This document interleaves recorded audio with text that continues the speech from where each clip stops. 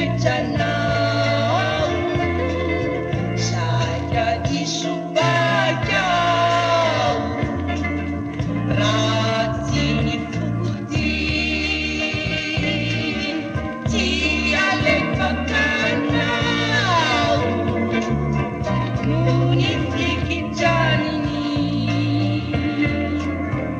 saika diso bakao, raha nitadiny tsy hita, maminao no tenaiko kitakita,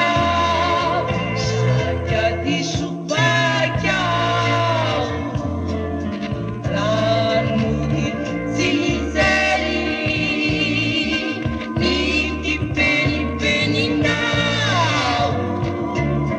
maotina samirery. Isarato andro ny andro, fikinao no masoandro, mampifalifaony koa,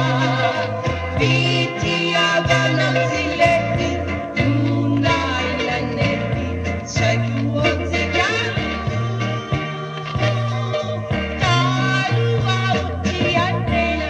tosatoro miantsena, fidaolo ny rehetra, konzonony sendranao, enatsoronao ny fetra, saika dirandozao, rasana tsiritina, isoke vonana